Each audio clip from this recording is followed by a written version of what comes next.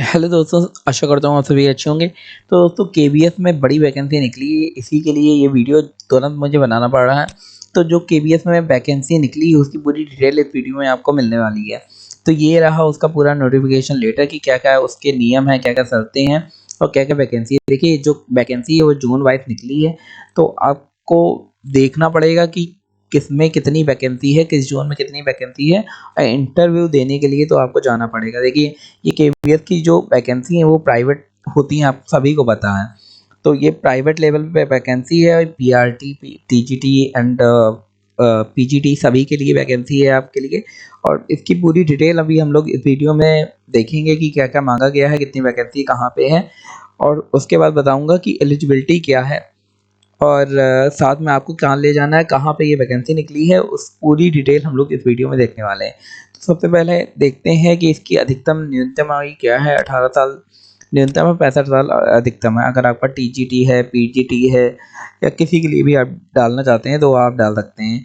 ठीक है, अलग-अलग पदों के लिए अलग-अलग आवेदन भी देना होगा। हिंदी और अंग्रेजी माध्यम से पढ़ाने में आप निपुण होने चाहिए। इसके अलावा आपको सीधे स्कूलों में जाना होगा इंटरव्यू देने के लिए।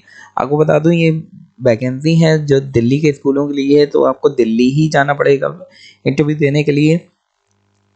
तो आप अगर देख लीजिए, आप अगर जा सकते हैं अपने आप पास वाला स्कूल आपका कौन-सा है। लगभग अलग-अलग ज़ोनों के सारे स्कूलों में इंटरव्यू ऑर्गेनाइज़ करवाया जाएगा।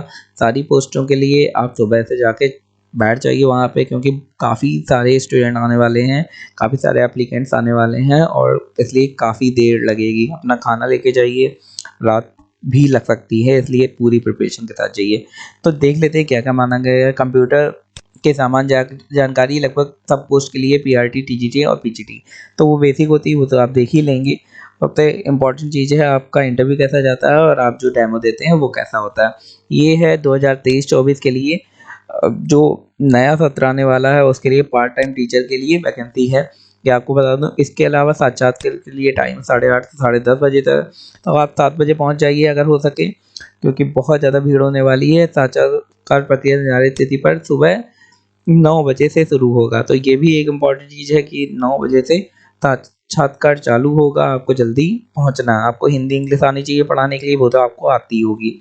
तो इसमें दिया है दिल्ली के रीजनल जो स्कूल हैं उनकी इन्विटेशन माँगा गया है और इसमें TGT, PGT, PRT, doctor, nurse, counsellor, coaches, art, craft instructor, special educator, computer instructor, music teacher, coach, मतलब लगभग सारे ही पदों के लिए भर्ती निकाली गई है। इसके अलावा आपका कोविड-19 का टीकाकरण होना चाहिए। टोटल कुल कितने संकुल हैं? 7 हैं और सातों संकुल की वैकेंसी एक साथ निकाली गई है, तो ये भी काफ़ी इम्पोर्टेंट है, आपको देखना चाहिए। इसके अलावा स्कूल का समय हर स्कूल के लिए अलग हो सकता है। आप ड्रेस कोड भी दिया गया है। प्रत्येक शिक्षक सुनिश्चित करे कि उसका पहनावा साफ-सुथरा और सम्मानजनक होना चाहिए। मतलब अगर आप महिला हैं तो साड़ी पहनना बेटर रहेगा कि आप सीरियस दिखें। अगर आप पुरुष हैं तो ब्लेज़र या कोट पैंट हो, वो ज़्यादा अच्छा रहेगा।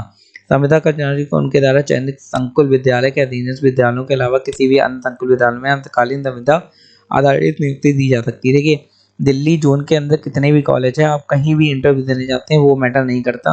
आपको जहाँ भी वैकेंसी होगी, वहाँ पे भेजा जाएगा। व्यक्तिगत विद्यालय की आवश्यकता के अनुसार प्राथमिक माध्यमिक कक्षाओं के लिए कंप्यूटर अनुदेशक की नियुक्ति भी की जाती है।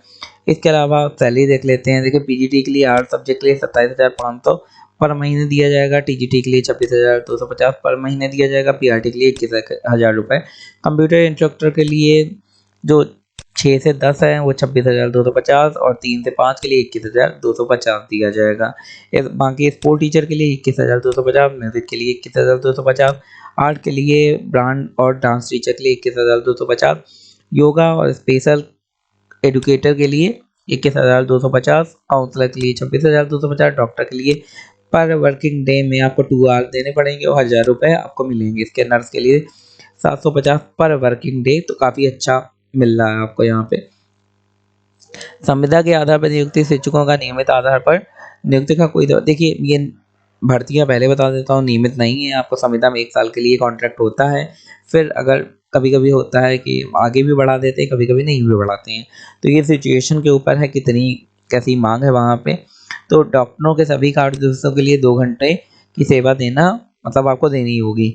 और नर्स की सेवाओं की आवश्यकता विद्यालय समय से आधे घंटे पहले और आधे घंटे बाद तक होगी। तो नर्स की ज़रूरत कभी भी पड़ सकती है। और डॉक्टर एमबीबीएस होना चाहिए, ज़ाहिर-सी बात है। एमसीआई और नर्सेस के लिए भी जो कोर्स होता है नर्सेस वाला, वो आप करे हुए हों। आगे काउंसलर को चाहिए कि जैसे छात्र के मानसिक स्वास्थ्य हैं, वो तो आपको पता ही होगा, आपका काम उसे बताने की ज़रूरत नहीं है मुझे। बाकी कला और शिल्प प्रशिक्षण कोच, कंप्यूटर आदि के लिए जो भी माँगा गया, अब इसके बाद हम लोग एलिजिबिलिटी भी देख लेते हैं कि क्या-क्या माँगा गया।